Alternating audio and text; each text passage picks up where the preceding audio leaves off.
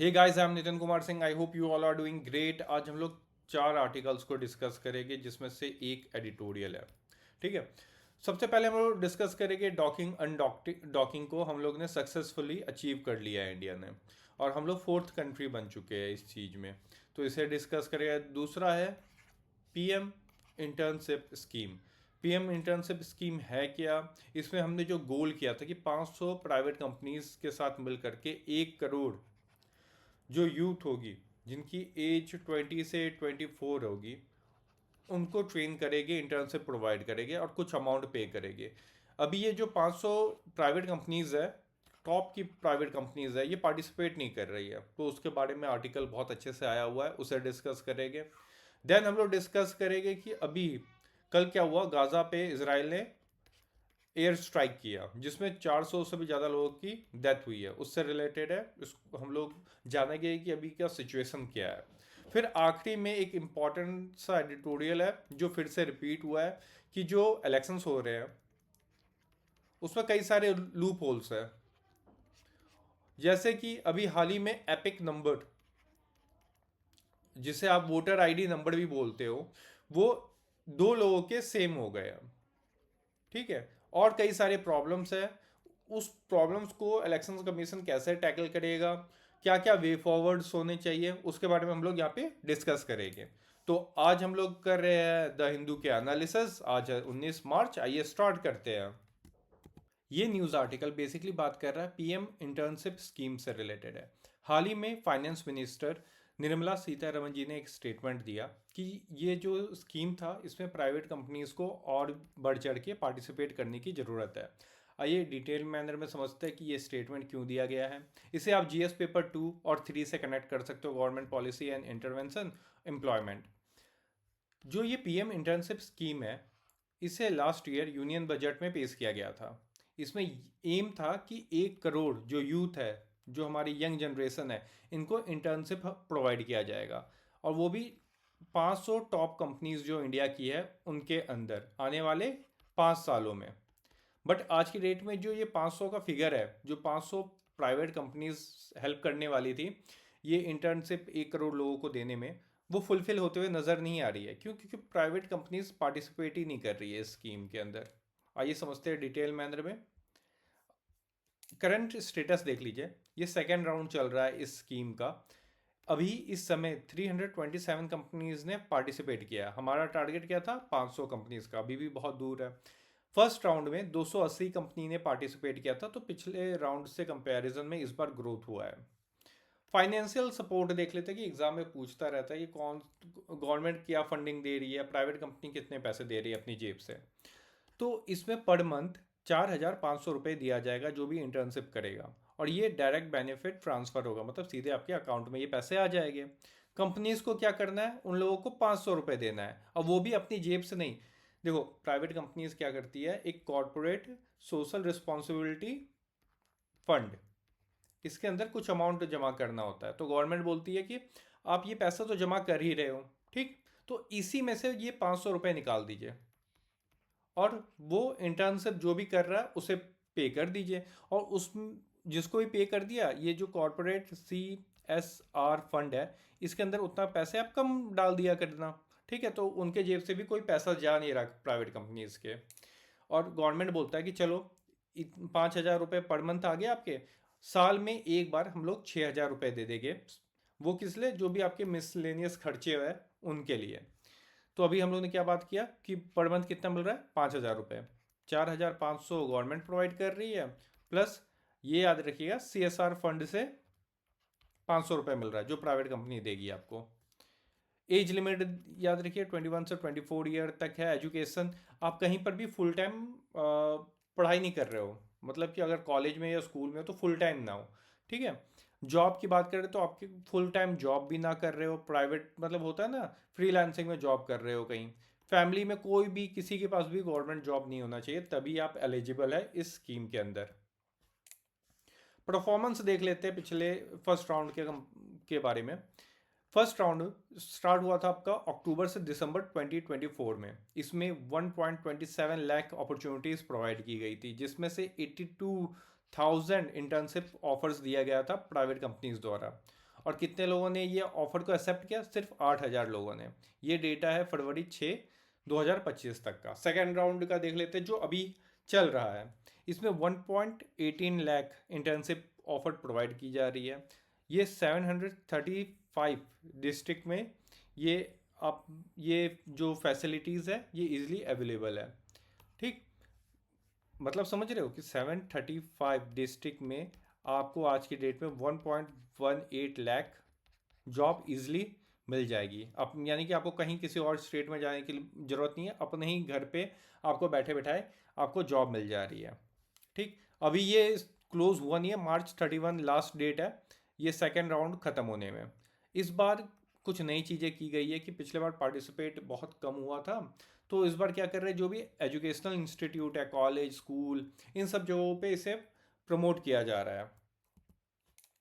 और खासकर इस बार क्या किया गया है नए में, PMIS जो मोबाइल ऐप है इसे भी लॉन्च किया गया है। PMIS मतलब प्रधानमंत्री इंटर्नशिप स्कीम का इस बार एक मोबाइल ऐप भी लॉन्च कर दिया गया है कि जैसे आप इंटर्नशिप के लिए जाते हो इंटर्नशाला में, या फिर आप लिंक्डइन प्रोफाइल देखते हो, लिंक्डइन पे जा करके जॉब सर्च करते हो, तो उस तरीके का एक ऐप भी लॉन्च कर दिया गया कि इजिली एक्सेसिबल रहे आपके लिए।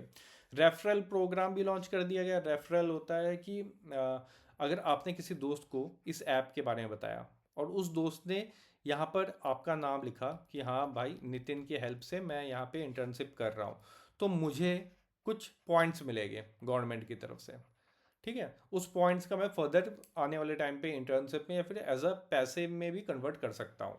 ठीक है, तो ये रेफरल पैसे में कन्वर्ट नहीं कर पाऊंगा, मतलब कुछ कॉइन मिलेगा, उस कॉइन को मैं यूज़ करके और भी रेफरल, मतलब कि मतलब आप ऐसे समझिए, आप कोई बैच खरीदते हो ऑनलाइन प्लेटफॉर्म पे, आजकल क्या होता है, या फिर जोमेटो पे कुछ चीज़ खरीदते हो तो आपको रेफरल पॉइंट्स मिलते हैं। ठीक है, उस पॉइंट्स को इकट्ठा करते हो, बाद में जब आप नए स्कीम या फिर नई चीज़ खरीदते हो तो वो बोलते हो कि हाँ मेरे पास ये 50 रेफरल कॉइन्स है, इसको मैं यूज़ करना चाहता हूँ, तो उतने पैसे कम हो जाते हैं। ठीक है, तो उस तरीके से इस वेबसाइट पे भी आप यूज़ कर सकते हो।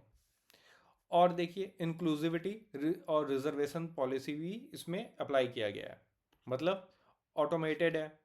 ये यहाँ पे कोई आदमी नहीं बैठा हुआ है वहाँ पे, आपने यहाँ पे इंटर्नशिप के लिए अप्लाई किया, मोबाइल ऐप पे गए, आपने अपना CV डाला, तो ऑटोमेटिकली कंप्यूटर में कुछ चीज़ें फिट होगी। ठीक है, वो सर्च करेगा कि हाँ इसके फादर कोई गवर्नमेंट जॉब में, या फिर इसकी फैमिली बैकग्राउंड में कोई गवर्नमेंट जॉब में नहीं है, ठीक है नहीं है, इसका एज क्या है, ये अब ऑटोमेटिक होगा, वहाँ पे कोई आदमी बैठ करके ये देख नहीं रहा। ठीक है, ट्रांसपेरेंट है, ऑब्वियस सी बात है, इंक्लूसिव है, मतलब कि इसमें ऐसा नहीं है कि हाँ इस पर्टिकुलर स्टेट से जो लोग हैं या फिर अमीर गरीब, ऐसा कोई फंडा नहीं है, सबको इक्वल अपॉर्चुनिटीज़ मिलेगा। बट रिजर्वेशन पॉलिसी भी रखा गया है जो डिसएडवांटेज ग्रुप्स है उनके लिए। सबसे बेस्ट पार्ट क्या है, जैसे मैंने अभी बताया था कि अभी 700+ डिस्ट्रिक्ट्स में ये इंटर्नशिप अवेलेबल है। गवर्नमेंट का मेन फोकस क्या है कि आप होम डिस्ट्रिक्ट जहाँ के रहने वाले हो वहीं आसपास आपको जॉब मिल जाए। क्यों? क्योंकि देखिए गवर्नमेंट दे कितना रहा है कुल मिला के 5,000 रुपये, तो गवर्नमेंट को भी पता है कि इतने कम अमाउंट में आप किसी और स्टेट में जा करके इंटर्नशिप नहीं कर सकते हो, तो इतने कम अमाउंट पे आपके घर के बगल में ही जॉब मिल जाए, उस चीज़ की कोशिश कर रहा है गवर्नमेंट।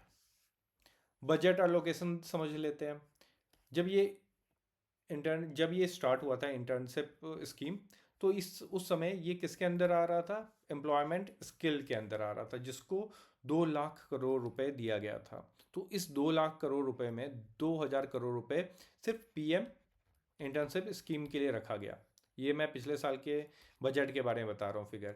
बट इतने लोगों ने पार्टिसिपेट किया ही नहीं, इतने प्राइवेट कंपनीज आई नहीं, तो अब गवर्नमेंट क्या करे, वो 2,000 करोड़ रुपए को वो ऐसे वेस्ट तो नहीं होने देती, तो बोला कि ठीक है जितना यूज़ हो रहा है उतना यूज़ होने देते, जैसे 380 करोड़ रुपए यूज़ हुआ, बाकी जो पैसा बच रहे उसे कहीं और किसी और इंफ्रास्ट्रक्चर या फिर कोई भी और स्कीम में लगा दिया जाए।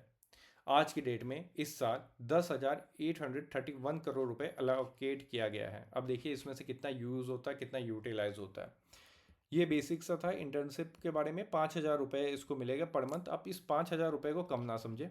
इंटर्नशिप में क्या होता है, आपको स्किल्स डेवलप किया जाता है। ठीक है, और आपको एक्सपीरियंस प्रोवाइड किया जाता है। इस एक्सपीरियंस, जैसे कहीं पर भी जॉब लेने जाते हो तो वहाँ पे क्या पूछता है सबसे पहले, कि आपके पास एक्सपीरियंस है कि नहीं। तो ये स्किल जो आप इंटर्नशिप में पा रहे हो, इस इंटर्नशिप का एक्सपीरियंस आप कहीं पर भी जा लगा करके जॉब इजीली पा सकते हो।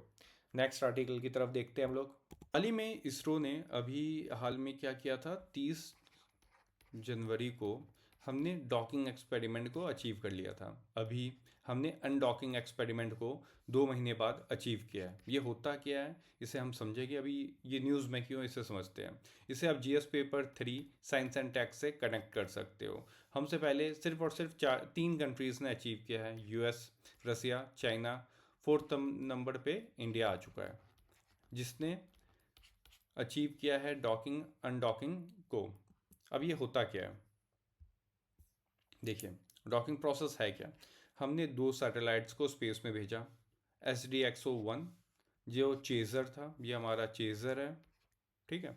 दूसरा था SDXO-2 टारगेट, ये हमारा टारगेट है।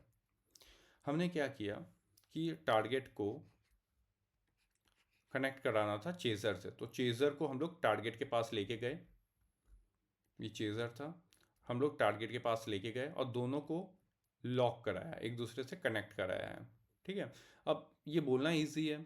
आपने कई बार हॉलीवुड मूवी में देखा होगा कि एक हीरो जा रहा होता है एक स्पीड में एक कार में, उसको दूसरे कार में जंप करके जाना होता है।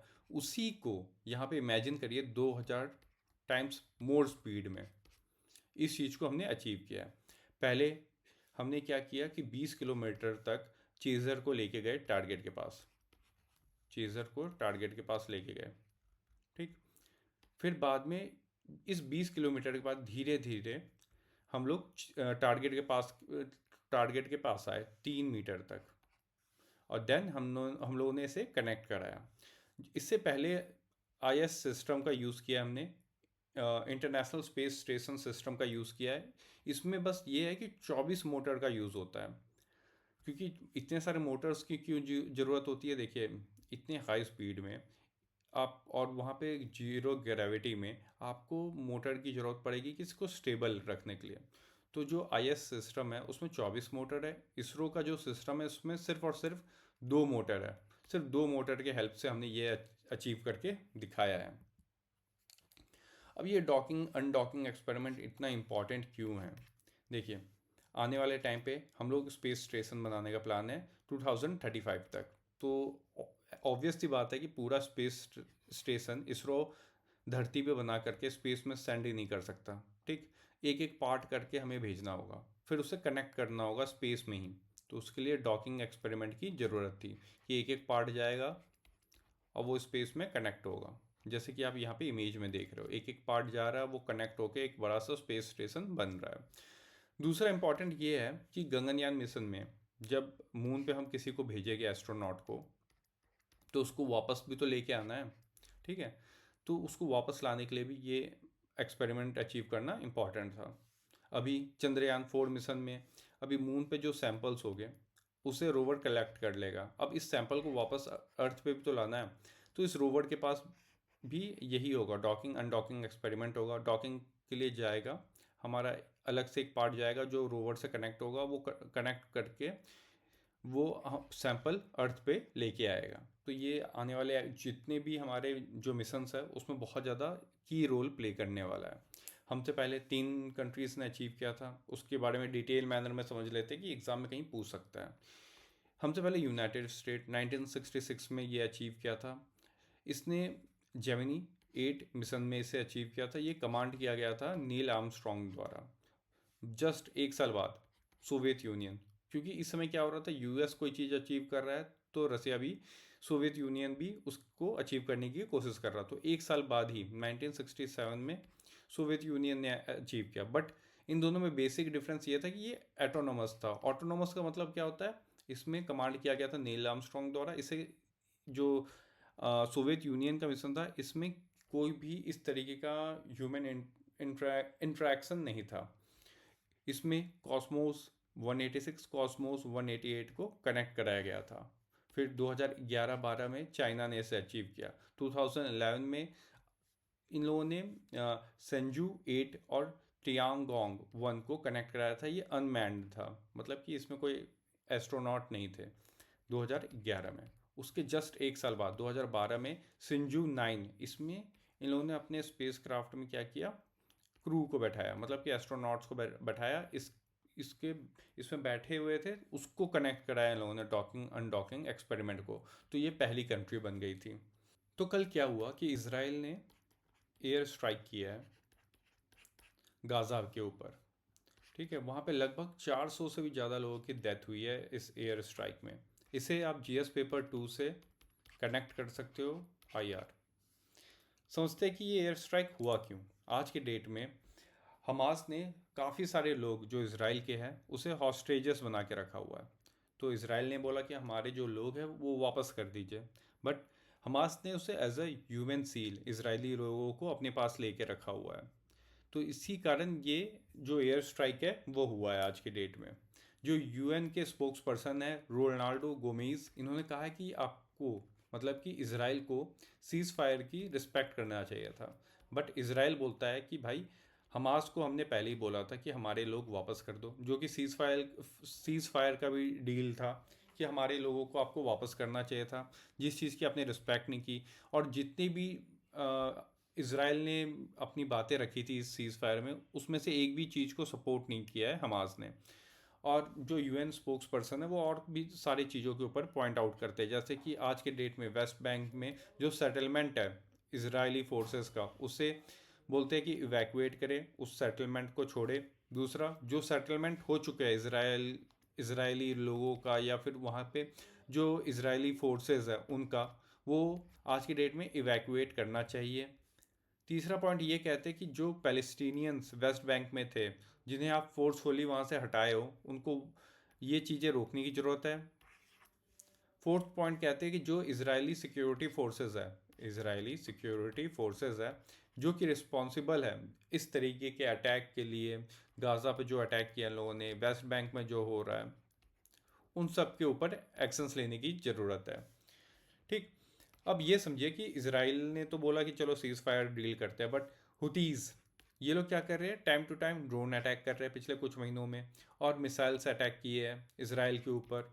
और जो नॉर्थ सी में आप आज के डेट में देख रहे हो इंस्टेबिलिटी, कि जो भी शिप जो कि इसराइल से कनेक्टेड है या फिर यूएस से, या फिर यूएस को जो कंट्री सपोर्ट कर रही हो जैसे यूके, इनके जो भी शिप्स जा रही है, कार्गो शिप्स जा रही है या फिर टैंकर्स जा रहे हैं, उस पर अटैक कर रहा है हुतीज़।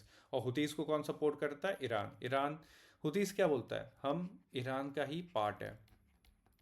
और हुतीज़ सपोर्ट करता है आज की डेट में पैलेस्टीनियंस को। और जहाँ ईरान आ जाता है वहाँ यूएस आज के डेट में खड़ा है। यूएस बोलता है कि ईरान के खिलाफ है, मतलब यूएस को आज के डेट में रसिया से कोई मतलब नहीं है, उसे ईरान से मतलब है। Even Trump time to time ये भी बोलते रहे कि कल को अगर इनको कुछ भी होता है तो उसकी फुल रिस्पॉन्सिबिलिटी कौन लेगा? ईरान। ठीक है, तो ये चल रहा है। तो वाइट हाउस ने साफ साफ क्लियर कर दिया कि हाँ, हमें इस एयर स्ट्राइक के बारे में पता था और इसे हम सपोर्ट भी करते हैं। ठीक, और ये जो एयर स्ट्राइक हुआ, ये ऐसा नहीं है कि एक बार में हुआ है, कंटिन्यूस मैनर में ये एयर स्ट्राइक हुआ। मतलब एक बार एयर स्ट्राइक हुआ, एक बार जेट गए, फाइटर जेट्स गए, उन्होंने बम गिराए, वो वापस आए, फिर गए, फिर बम गिराए, ऐसे कंटिन्यूस मैनर में हुआ। ठीक है, तो ये न्यूज़ में था। आगे वाले अब बाकी आर्टिकल्स की तरफ देखते हैं। ये एडिटोरियल वेलकम जेस्चर बात करता है चीफ इलेक्शन कमिश्नर के बारे में। ये बोलते हैं जो भी पॉलिटिकल पार्टीज़ हैं जिनको लगता है कि हमारे इलेक्शन कंडक्ट करने में कोई प्रॉब्लम है या फिर कहीं पर भी लूप होल दिख रहा है, आइए हमसे डिस्कस करिए। काफ़ी अच्छा जेस्चर बताया जा रहा है। तो पहले प्रॉब्लम्स की बात कर लेते हैं। पहला प्रॉब्लम जो पिछले काफ़ी दिनों से न्यूज़ में है वो है एपिक नंबर। एपिक नंबर मतलब वोटर आईडी। वोटर आईडी पे जो नंबर आपको मिलता है, कई जगहों पे देखा गया वो सिमिलर रहा। दो लोगों का सेम वोटर आईडी नंबर कैसे हो सकता है, ये सवाल उठाए गए। तो चीफ इलेक्शन कमिश्नर ने बोला चलिए हम काम करते हैं, एक प्लेटफॉर्म प्रोवाइड करते हैं ईरोनेट करके, हाल ही में लॉन्च हुआ है। यहाँ पे स्टेट इलेक्शन कमिश्नर्स क्या करेंगे, जब भी वोटर आईडी नंबर जनरेट करेंगे वहाँ पे चेक किया जाएगा कि वो पहले से अवेलेबल है कि नहीं। अगर हुआ तो एरर शो करेगा, उसको नया वोटर आईडी या फिर जिसे हम एपिक नंबर बोलते हैं वो प्रोवाइड कर दिया जाएगा। वोटर टर्नआउट फिगर, काफ़ी बार बोला गया कि वोटिंग हो गई, रिजल्ट आ गया, जो ये जो फिगर होता है कि कितने लोग वोट किए, कितने लोगों को, जो वहाँ पे जो पोलिंग बूथ पे जो ऑफिसर्स थे उन्होंने मना कर दिया कि आप वोट नहीं कर सकते हो, आपके पास डॉक्यूमेंट प्रॉपर नहीं है, ये जो डिटेल्स होते हैं वो काफ़ी डिले मैनर में आता है। ठीक, मतलब 1 वीक लग जाता है, 2 वीक तक चला जाता है, तो ये ड्यूरेशन को कम किया जाए। जब भी आप वोटिंग करने जाते हो तो 2 तरह के फॉर्म देखने के लिए मिलता है। फॉर्म 17A, जैसे ही वोटिंग देने पहुंचे तो वोटिंग देने से पहले एक रजिस्टर्ड सामने पड़ा होता है जहां पे आपको साइन करना होता है। ठीक है, इसे फॉर्म 17A कहते हैं हम लोग। फॉर्म 17C, ये फॉर्म में जो भी ईवीएम वहां पे रखी जाती है उस ईवीएम की आईडी नंबर होती है, कितने लोग वोट कर चुके हैं, कितने लोगों को वहां पे जो पोलिंग बूथ पे ऑफिशियल्स थे उन्हें मना कर दिया कि आपके पास प्रॉपर डॉक्यूमेंट नहीं है, या फिर कोई भी कारण से उन्हें मना कर दिया गया तो वो मेंशन करनी पड़ती है उनको, और कितने लोगों को अलाउड किया गया, ये सब चीज़ें उस वोटर फॉर्म 17C में मेंशन किया जाता है। और उस पोलिंग बूथ पे कौन कौन लोग थे, कौन कौन ऑफिशियल्स थे, उनके भी नाम मेंशन होती है। जो ये फॉर्म 17C है ये सिर्फ और सिर्फ कैंडिडेट्स को प्रोवाइड की जाती है, पब्लिक में ये मेंशन नहीं होता, मतलब पब्लिक में इसे पब्लिश नहीं किया जा सकता। मतलब इलेक्शन कमीशन के जो वेबसाइट है, ऑफिशियल वेबसाइट है, फॉर्म 17C आपको नहीं मिलेगा। तो ये कहते हैं कि भाई ये जो फॉर्म 17C है इसे भी पब्लिक कर दो, क्योंकि कई सारे NGOs हैं या फिर कोई भी प्राइवेट इंस्टीट्यूट है वो इसे रिसर्च करना चाहेगी कि भाई कैसा फिगर है, क्या चेंजेस आ रहे हैं, बूथ टू बूथ क्या वेरिएशन है, वो लोग रिसर्च कर सके। क्योंकि आज की डेट में इतने लार्ज अमाउंट में जो फॉर्म 17C है, कोई छोटे पॉलिटिकल पार्टीज उस पर रिसर्च नहीं कर सकते हैं, उससे जो इंसाइट है वो नहीं निकाल सकते हैं। तो ये अगर फ्री में रहा तो प्राइवेट प्लेयर्स इसका इंफॉर्मेशन का यूज़ करके कुछ कुछ इंसाइट्स प्रोवाइड कर सकते हैं। फिर बात की जाती है जो इलेक्टोरल रूल्स है उससे रिलेटेड, मतलब अभी लोकसभा हुआ 2024 में, फिर महाराष्ट्र में हुआ स्टेट लेजिस्लेटिव असेंबली 2024 का, ये नवंबर में हुआ था। ठीक, तो इस 6 महीने के अंदर कहाँ से 40 लाख लोग न्यू ऐड हो गए, ये सवाल पूछी जा रही है काफ़ी कुछ दिनों से। ठीक है, 6 महीने में 40 लाख नए लोग कैसे ऐड हुए, इसके ऊपर इलेक्शन कमीशन के ऊपर सवाल उठाया जा रहा है इस चीज़ को लेके। साथ ही साथ ये देखा जाता है कि जो वोटर आईडी है, एक आदमी के पास वोटर आईडी है, वो पहुंचा मॉर्निंग में वोटिंग करने, पता चलता है कि वहाँ पे जो लिस्ट होता है, इलेक्ट्रोल रोल लिस्ट होता है, उसके अंदर उसका नाम ही मेंशन नहीं है, तो उसको वोट नहीं देने दिया जाता है। तो बोला जा रहा है कि इन दो चीज़ों को भी जो इलेक्शन कमिश्नर है उसको ध्यान में देना चाहिए, और इससे रिलेटेड उसको क्लैरिफिकेशन भी देना चाहिए। और खासकर ये कि 6 महीने में 40 लाख नए लोग कैसे ऐड हो गए महाराष्ट्र में। फिर बात की जाती है ईवीएम पे हमेशा सवाल उठाए गए हैं, क्यों? क्योंकि किसी को नहीं पता क्या लॉजिक है, क्या सोर्स कोड है कि जिसके हेल्प से आप ये मशीन वर्क करती है, ये किसी को नहीं पता, इसे पब्लिक करने की ज़रूरत है।